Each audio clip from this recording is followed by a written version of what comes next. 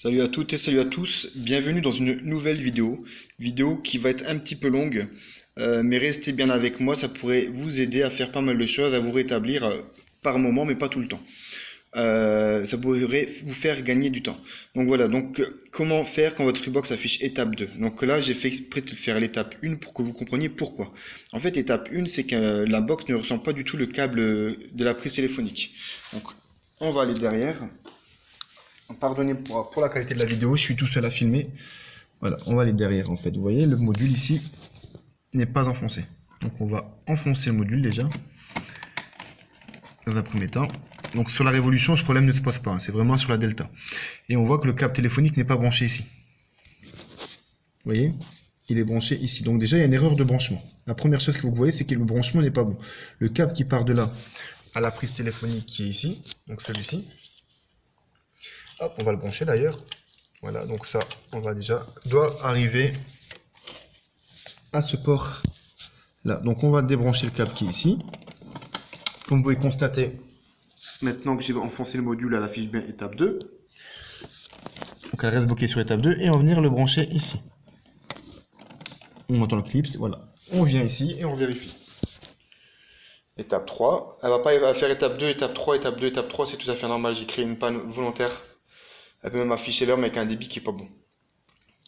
Donc là, à faire étape 2, étape 3. Donc soit vous, c'est la même chose, ou soit ça fait étape 2, étape 3, et ça reste bloqué sur étape 2. Donc là, elle n'a pas l'air de vouloir partir. Logiquement, il faut la laisser plus longtemps, mais le but de la vidéo, c'est pas la faire traîner pendant 4 heures. Donc là, ça ne fonctionne toujours pas. On a vérifié les branchements, tout est correct, c'est bien branché au niveau de la prise téléphonique, ça ne fonctionne toujours pas. On va faire un autre test. Donc ce que vous pouvez faire comme autre test, c'est de changer de filtre, d'en mettre un autre. Votre filtre peut être défectueux. Si avec un autre filtre, ça ne fonctionne toujours pas, il faut du matériel à ce moment-là. Donc ce qu'il faut en matériel, c'est on va déjà vérifier dans un premier temps la prise téléphonique. Hop, on va enlever ici. Vous voyez, la prise téléphonique, c'est le T à l'envers et les deux lamelles en haut à gauche. Donc là, c'est bien branché. On va quand même dévisser, voir s'il n'y a pas un problème dans le câble. Hop. Pardonnez-moi si je suis un peu long. Je suis tout seul. Hop, on va vérifier. Donc là, j'ai créé une panne volontairement. On va enlever ici. Donc parfait, c'est bien cuivré. Vous voyez, hein. Et on va enlever l'autre câble. Ah bah tiens, l'autre câble, le cuivre s'est cassé. Donc ça peut être la raison de la panne. Et elle est affichée étape 2, 3. Donc à mon avis, ça marchait sur un fil ici. Donc la panne, c'est ça. Donc on va redénuder. Je vais poser le téléphone. Hop, si ça c'est pas terrible, je couperai au niveau de la vidéo. Donc je prends ma pince coupante et je dénude sur 4 à 5 mm. Voilà, c'est fait. Et on revient ici. Donc voilà, vous voyez, à ce moment-là, il va falloir que vous rebranchiez les deux fils en haut à gauche ici. Pas de polarité, je peux très bien mettre le bleu en haut et le blanc juste en dessous, il n'y a aucune polarité. Hop, on rebranche la box, elle affichera l'heure, c'est sûr et certain. Là, je vais imaginer que tout est ok, que malgré le fait que ce soit dénudé, enfin que le cuivre soit bien branché, la box n'affiche toujours pas l'heure. À ce moment-là, il faut du matériel. Donc en matériel, ce qu'il faut, il faut un modem de test, qui est ici. Il faut une alimentation électrique. Et il faut des pinces, ce qu'on appelle des grip fils, que vous pouvez créer vous-même. Hein. Vous voyez, branché correctement au dos. Au dos, j'ai également branché un câble Ethernet qui va jusqu'à mon ordinateur, de façon à ce que je puisse voir le débit et l'adresse IP correspondant. L'adresse IP, je ne la filmerai pas. Alors, ce qu'il va falloir faire, c'est prendre les grip fils ici. Et on va venir le brancher directement là. Sur le cuivre. C'est vraiment pas évident une main. Voilà. Et voilà. Là, moi, je sais que ma prise ici, c'est une prise principale. Mon câble de l'extérieur arrive directement sur ma prise. Là, c'est bleu-blanc. Ça peut porter à confusion, mais c'est parce que derrière, j'ai mis des scotch lock, des dominos spéciaux pour prise téléphonique, parce que derrière, mon câble était trop court.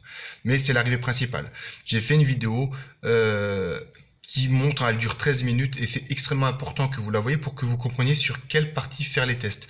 Parce que là, on teste sur la prise téléphonique, mais si vous avez une prise téléphonique encore en avant et que c'est pas bon, avant, bah c'est normal qu'il n'y ait plus rien ici. Donc vous allez croire que c'est un problème externe, alors que c'est pas forcément le cas, ça peut être un problème de votre installation interne.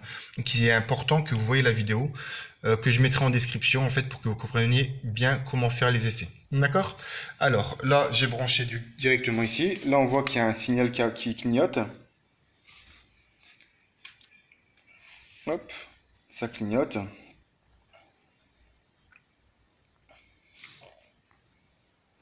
Et là, ça clignote. Hop, on va pas tarder à voir le débit qui apparaît. Je vais essayer de cacher mon adresse IP. Donc j'attends juste, voilà. Donc ici,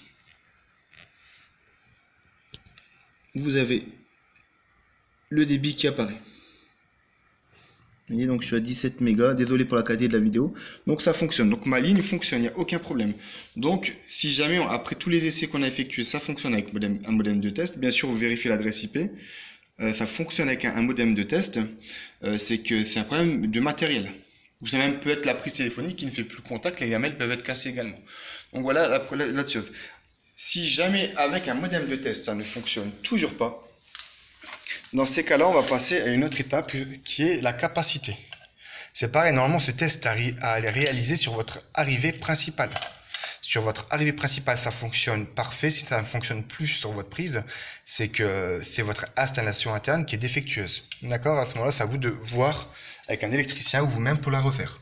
Donc on va passer à une autre étape. On va utiliser un multimètre. Si jamais ça ne fonctionne toujours pas, même avec un modem de test. Donc on va l'allumer. Je vais commencer par faire un test de débit, de tension. Je vais calibrer en 20, c'est largement suffisant. Normalement, vous ne devriez pas avoir de tension.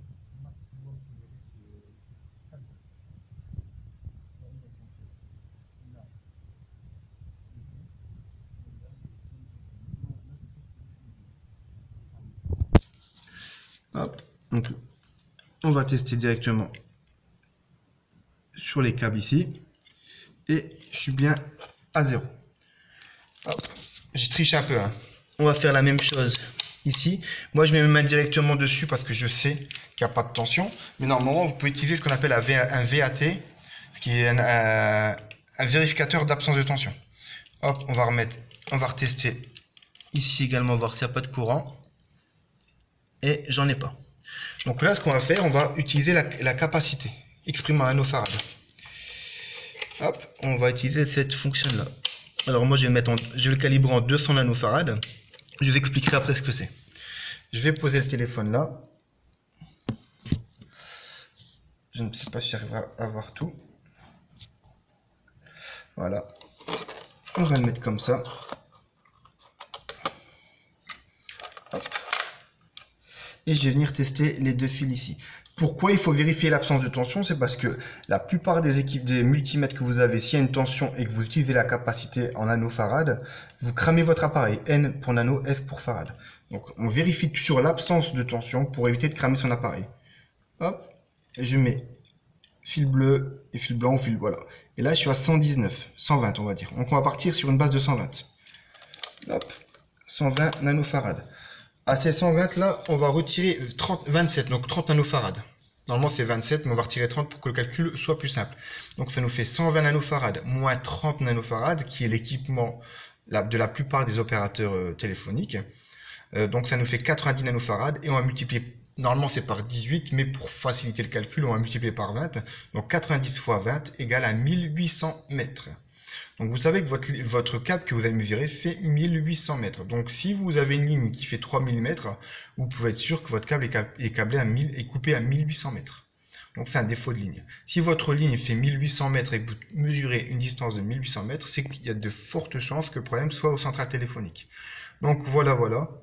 J'espère que cette vidéo vous a plu et je vous dis à très bientôt pour une prochaine vidéo. Et par contre, pour la fibre optique, je n'ai pas la fibre chez moi, mais c'est pareil, la première chose à effectuer dans un premier temps, c'est de vérifier le branchement au dos du modem. Et extrêmement important, je me répète pour pas que vous vous trompiez, si vous avez des intermédiaires, c'est-à-dire si c'est la prise téléphonique ici n'est pas la prise principale, essayez de trouver l'arrivée principale. Ce qui est bien avec ces grippes fils là, c'est que si c'est un bornier, vous pouvez tester directement sur le bornier. Donc voilà. Donc je vous dis à très très bientôt pour une prochaine vidéo. Et n'hésitez pas à me faire vos recommandations, vos suggestions en bas. Ciao!